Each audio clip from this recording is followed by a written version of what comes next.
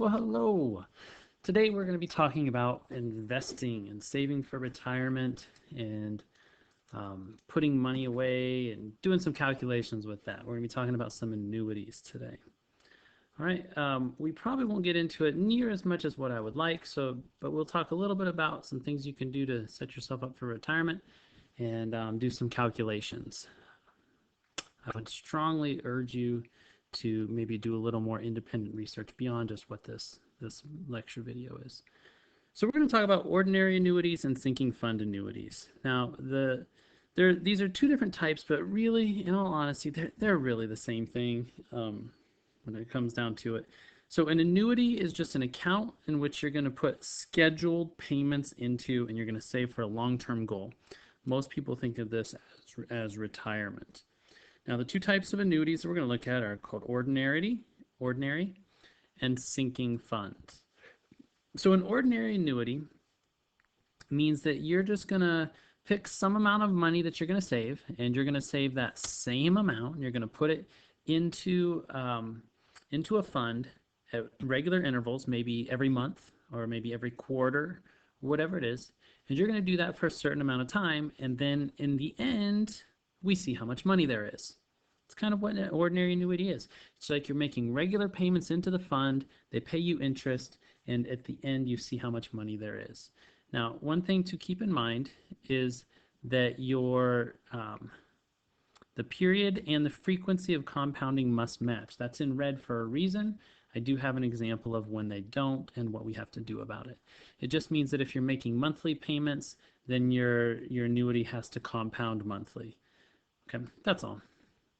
The formula looks like this. It looks a little bit complicated, but at the same time, it's kind of reminiscent of the formula that we used when we're buying a house, right? Or you can see parts of this. Like you can see right here, this is the compounding interest formula.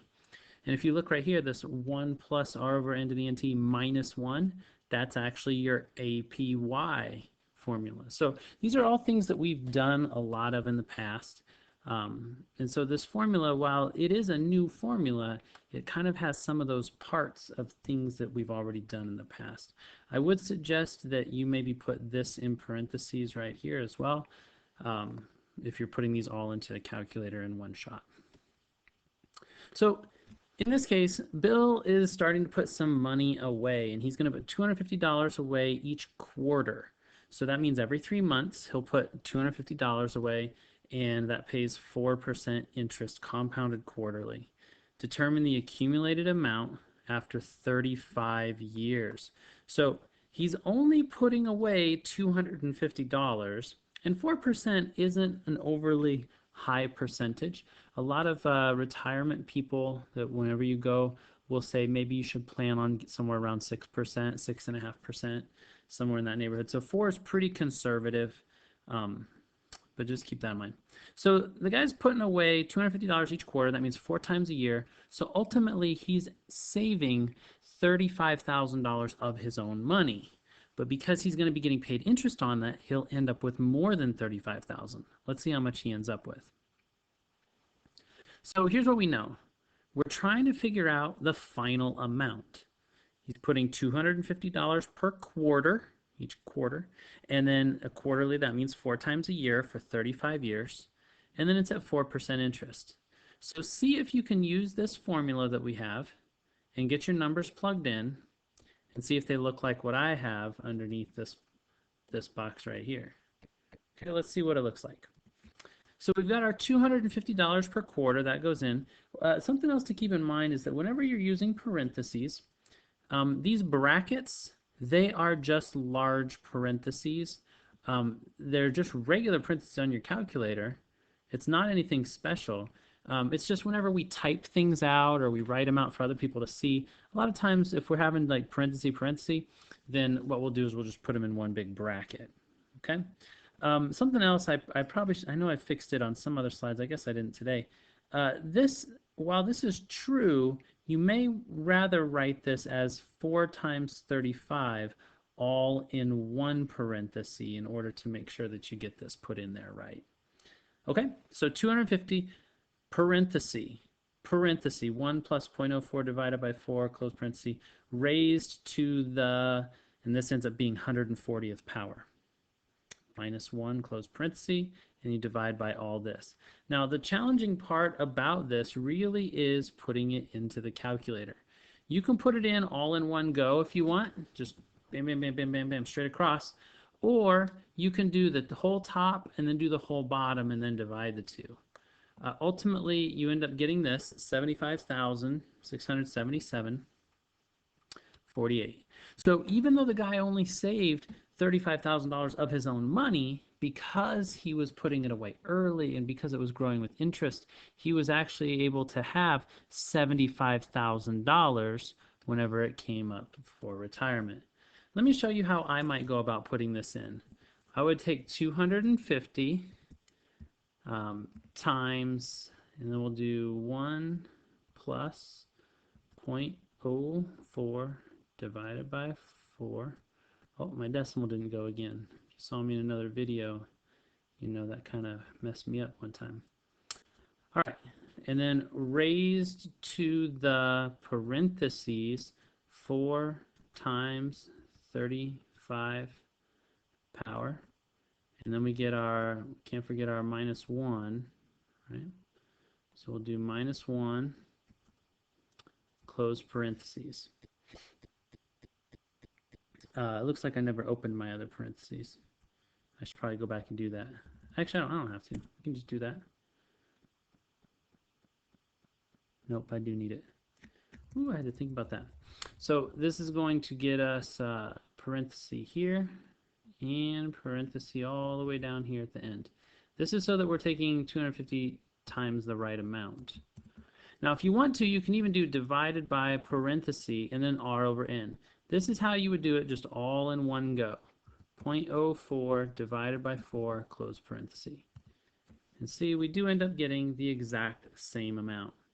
I do want to show you that had we done this without using the that other parenthesis there, we actually wouldn't get the right answer because of the order of operations. If we didn't have that, and then we go through and divide it by 0.04 divided by 4, you can see we don't get the same answer. So it is very important that you keep track of all your parentheses and do this in the calculator properly. Again, if you want to do the whole top, then write that number down. And do the whole bottom, write that number down. Then that works too. So Ken and Laura are going to invest $6,000 each year into an ordinary annuity, and it's compounded monthly at 6%. Determine the amount in the annuity. So here's what you got to pay attention to. Every year they're putting in $6,000. The annuity is compounding monthly. So this is a case where those two don't line up. We need to force them to line up, so we're going to have to change some things around. Figure out how much they have after 18 years. Ken and Laura are very nice grandparents, I guess. So here's what we know. It's $6,000 per year, and then what we're going to do is take that $6,000 and divide it by 12 so that we can get $500 per month. That way, everything lines up. If it's compounded monthly, then our payments have to be monthly. Okay, so instead of just cutting one check, they're probably going to set this up so that they're paying $500 every month. Go ahead and get your numbers plugged in, see if you get the same thing that I got. So let's see here. We've got 500, and then remember this bracket is just another large parenthesis. If you'd rather do that, then that's just fine. Let's even maybe, how about we do a, where are you at? Creative pen, that's what I wanted. And we'll just make one large parenthesis there, and one large parenthesis there. Okay, there we go. There we go. Okay, so you get all this put into your calculator. Don't forget, you probably want to do this as 12 times 18, all like that. That's probably a little bit better way of writing it. And then you get this put into the calculator. and we get $193,000. So that's really, really nice of them to be putting away $600 per year $6,000 per year, or $500 a month for 18 years. This will hopefully be enough money that their grandchildren can go to college and not have massive college debt. Let's go ahead and do this one again, just for a little extra practice so you can see again how we do it. So we'll do 500, and I always like to put the times, double parenthesis, parenthesis, parenthesis, 1 plus 0.06 divided by 12, parenthesis, raised to the parenthesis. We're going to do this for 18 years, so this is 18 times 12. Remember, it could be 12 times 18, doesn't matter. That's the commutative property of multiplication. We'll go minus 1. So there's the whole numerator.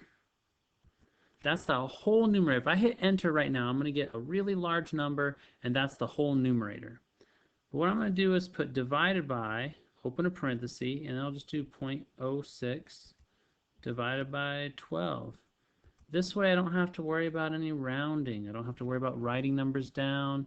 I just do the whole thing. I get right up to the end, and then I round it to the nearest penny. This is 0.597, so we'll round to the nearest cent, and that's how we end up getting our 60 cents. Okay. Now, maybe you don't want to save for your grandkids' retirement. That's fine. But if you consider this, putting $500 a month away, which, I mean, is a lot. Fully understand that. It really is. It is to me anyways. So putting $500 a month away, that would be taxing. But if you could do that every month for 18 years, you would have almost $200,000 towards retirement. 6% is probably a little bit lower even than what a lot of retirement specialists would talk about. The S&P 500, with the exception of like up until right before the coronavirus happened, like the stock markets have been on a crazy bull run, and they've been averaging like 20% gains, which is ridiculous, and you would never count that in the long term. But the stock market has pretty consistently averaged about 10% gains for a long time. So, to say 6%, that's a fairly conservative number. Of course, people that are planning on retiring this year, they've had a huge hit in their retirement accounts. Okay. All right. Let's move on here. Okay.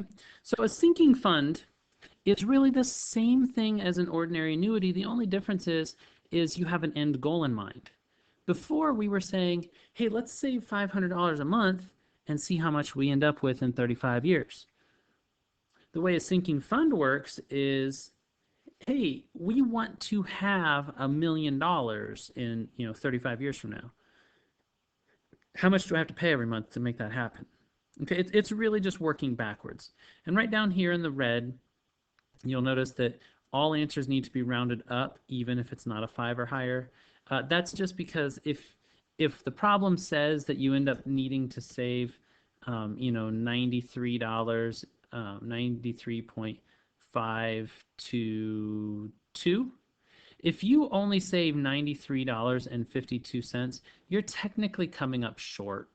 And in a long haul, you're going to be short maybe by a couple bucks. Maybe it's only a few cents, but it's probably going to be a couple dollars, and maybe even more. It just depends how long you want to go out. So what we do is we always end up rounding this up. So this would be $93.53 is the proper way to think about these. The formula looks a little familiar, a little reminiscent, right? And that's actually just because if you were to multiply this denominator up and then divide by r over n, you get the same formula that we just got done working. The only difference here is that this one is solved for p, and so we know the final amount a, and we're gonna solve for p. The other one, we knew what our payment was, and we were trying to solve for a. Everything else is the same. My other advice to you would be to maybe put one more set of parentheses here like this and like this. That way, if you try to do these all in one line, if you do them all in one go, then you'll be all set up. Okay? So Richard wants to have $30,000 for a new piano in 5 years. He's trying to be very responsible. He says, I don't need the piano right now. Instead, I'm going to save my money. I'm going to let it grow in an interest rate of 4.5%. How much do I need to put away each month so that I'll have $30,000 in 5 years? Now, maybe you don't play grand piano and you don't relate to this problem. It'll be pretty easy to say a car, though, right? Maybe you want to pay for a $30,000 car in 5 years. How much would you put away every month? Okay. Here's what we know. $30,000 is what we want. We're looking for the payment. We're doing this 12 times a year, in other words, monthly, and all this. Go ahead and plug your numbers into that equation that we just looked at. Oops, not that equation. Sorry, I missed it by one. There we go. Plug it into this equation. Get them all plugged in there. And then try to do this on the calculator. Like, go ahead and give it a go. If you put everything in right and use those parentheses like I told you, you'll be good. All right, one more set of parentheses right here is probably necessary. It's not written on here originally because it's not written like that in the formula sheet, right? Same thing here with these. These should probably be written as 12 times 5, not 12 and a 5. All right, but you put all these numbers in, and then don't forget this extra set of parentheses, and then we end up with that, 446.7905. Keep in mind that this back end here, 79 cents would be the pennies, but notice that because of all this, because we have more than just 79, we got to round that up. Even though this is a 0, right? Even though that's a 0, we still get it rounded up to 446.80. Now, if you'd like to watch me get this put in the calculator, it is a little more challenging than the other ones that we've been doing. Okay, so I'm going to put the whole top in a parenthesis. You probably don't have to do it this way. It's just the way that I like to do it because it just helps my eyes a little better. So I'm going to do parenthesis 30,000 times 0.045 divided by 12. You could absolutely put that in parentheses if you wanted to, but regardless, that's the whole top, right? Even, maybe I probably better do this just because I don't want anybody getting lost out there. Okay, so there's the whole top part. Then I'm going to do, then we do divided by parenthesis, 1 plus 0.045 divided by 12. Close your first parenthesis there. Okay, that gets us just this part right here. Now we've got to raise that to the 12 times 5 power. So we'll do raise to the 12 times 5. You can also just put in 60 if you want. Okay, and now we have a minus 1. All right, don't forget about that minus 1 right here. Notice I've got that parenthesis on the end that says close it up. Now we put this whole thing in one line, and you can see we get our 446.7905. If you don't want to put it on one line, you can see that in my answers originally, I put it in like, here's the top, here's the bottom, and then divided them, still get the same answer. Okay. By the way, this lesson, the hardest part about this is just deciding, like, first of all, which one do you use? Do you use the one that's A equals or P equals? So some people do get that mixed up. But then it's really calculator problems. People just not paying attention to parentheses. Okay, Becky wants to be a millionaire. Good on her. She wants to be a millionaire in 20 years. How much would she have to save quarterly and invest in an 8% interest fund? So we want $1 million in 20 years' time. Go ahead and see if you can plug these into your equation. I'm going to show it to you now, but pause the video right now. You don't even have to do the whole thing on the calculator yet. Just write it out. Put it in, write it out. Make sure you can get the numbers in the right place, that you're using the right equation. Don't just watch me. Okay? Active participation is much more effective than passive observation. So don't just watch me do it. You need to do it too. All right. So I got everything plugged in here. Don't forget, just a reminder, put one more set of parentheses here. And let's also not write it like that, but rather we're going to say 4 times 20. Okay? You do it like that, and then we've got $5,160.70. Now that might seem like a lot, but it's really not that bad, right? I mean, $5,000 each quarter. That would be a lot for me. You know, maybe it's a lot for you, maybe it's not. Maybe you make way more than that. But each quarter, that means 4 times a year, and that's all. Okay, so that means that in total, every year she's putting away $20,000 about. Again, I realize I couldn't do that, you know, but that's not unreasonable for some people. So if she does that just for 20 years' time, she's going to end up with $1,000,000. She actually only ends up putting away a little over $400,000, but because of the interest, she ends up getting more than twice that much. Okay, good for her. Now, there are other things that you can do. Like stocks they don't really count in as these other ordinary annuities that we've been talking about. They're what are called variable annuities. That means the amount that you make, it changes constantly. And if you've watched anything with stocks, you know that it is a risk. You know, there's some risk involved in investing in stocks. And if you just started investing in stocks in January, and then coronavirus happened, and then all the stocks tanked, you probably lost a lot of money, and that stinks. If you started investing in stocks 2 years ago, then you had a really good run. Like you probably made 30-40% on your money. Okay, but those are called variable annuities. You can also buy bonds or mutual funds. There's a lot of you that have probably either heard of mutual funds. Maybe you heard your parents talking about them, or maybe your boss or other coworkers are talking about these mutual funds. Those are good, relatively safe ways of trying to create a store of wealth for your retirement. Okay. Immediate annuities, you start with a lump sum now and you figure out how much can you take out each month until you run out. Okay, it's kind of like almost like a trust fund. I don't know many people that applies to, so we're just going to keep going. Now, IRAs, the most important thing that I can tell you about this whole lesson is please get either a traditional or a Roth IRA. I'm not going to go into it in this lesson. Please, please, please, please Google search it, or talk to me about it, shoot me an email, whatever. But you need to set this up, and you need to start putting money into it. You can contact your bank, whoever it is that you bank through. They will be glad to get this set up for you. A traditional IRA is called pre-tax, which means it will help you get more money back on your tax return now. And then a Roth IRA is called post-tax. And what that means is even though you pay taxes on the income now, when you go to take it out of your retirement account, when you turn 65, you won't pay any taxes on the gains. So even if you do really well in the stock market and you pump that all the way up to $10 million, you can take all that money out and not pay any taxes on it if you gained it in a Roth IRA. It's really powerful. You can actually have both.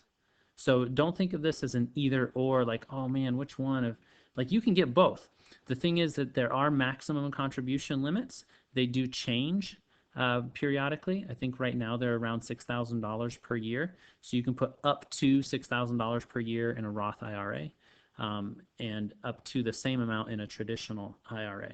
So please look into that, do a little research, do yourself a favor, and absolutely start this out. And it's important to start it as soon as you can. When you turn 18, get on that. Start putting money away. Okay? All right. There's another thing called 401ks and 403bs. Again, other things that you've probably heard other people talking about, or maybe you have one. 403b is just like a 401k. They're just retirement plans. 403b is for government workers. 401ks are for private employers and employees. Okay, so please save for retirement. I can't stress that enough. Make sure you don't Make sure that you can live your retirement like you want to.